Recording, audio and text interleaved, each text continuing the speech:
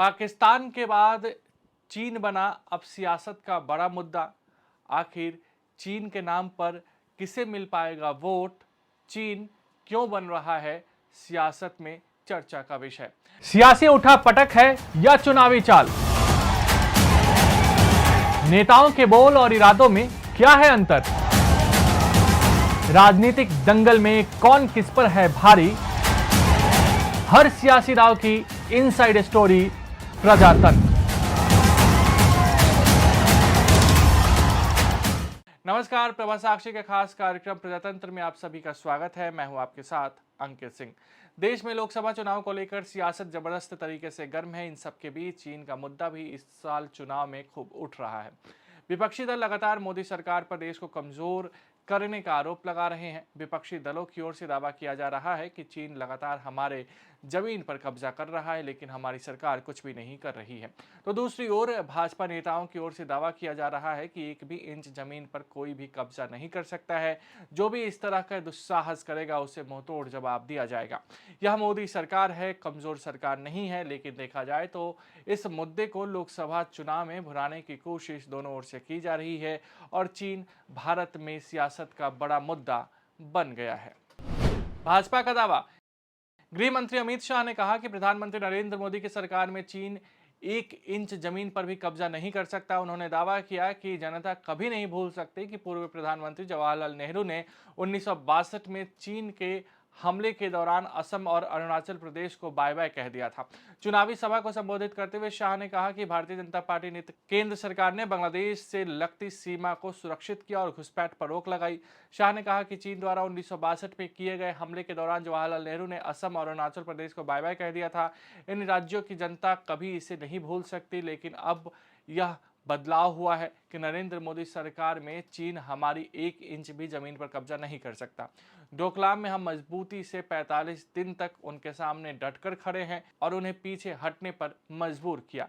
रक्षा मंत्री राजनाथ सिंह ने अरुणाचल प्रदेश में कई स्थानों का नाम बदलने के लिए चीन की आलोचना की और हैरानी जताते हुए पूछा कि भारत के भी ऐसा ही करने से क्या पड़ोसी देश के वे इलाके हमारे क्षेत्र का हिस्सा बन जाएंगे? रक्षा मंत्री ने कहा कि हम अपने सभी पड़ोसियों के साथ अच्छे संबंध बनाए रखना चाहते हैं, लेकिन अगर कोई हमारे स्वाभिमान को नुकसान पहुंचाने की कोशिश करेगा तो भारत मुंहतोड़ जवाब देने की भी क्षमता रखता है। कांग्रेस का आरोप।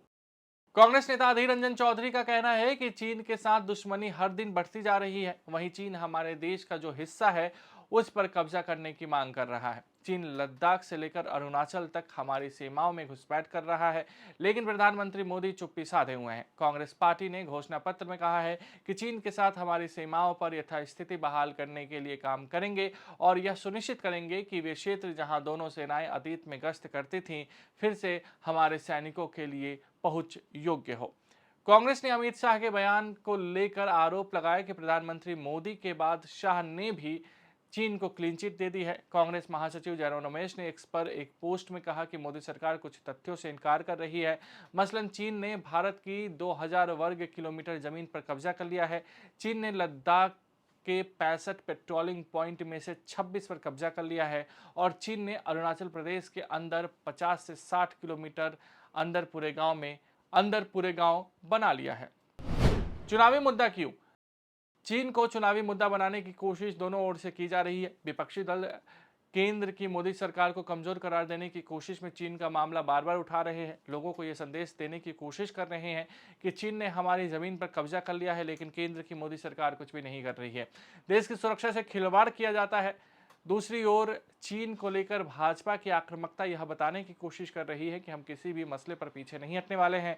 चीन को उसी की भाषा में जवाब दिया जाता है। कुल मिलाकर देखें तो पाकिस्तान के बाद सियासी फायदे के लिए जबरदस्त तरीके से चीन को भी भुनाने की कोशिश हो रही है। हाँ, ये बात सही है कि चुनाव में राष्ट्रीय सुरक्षा का मुद्दा उठना चाहिए और इसी कड़ी में शायद चीन को भी भुनाने की कोशिश पाकिस्तान के बाद दोनों ओर से की जा रही है। ऐसे में देखना दिलचस्प होगा कि आखिर जनता किसकी बातों पर भरोसा करती है। मित्रों, ये कांग्रेस कल्चर से है।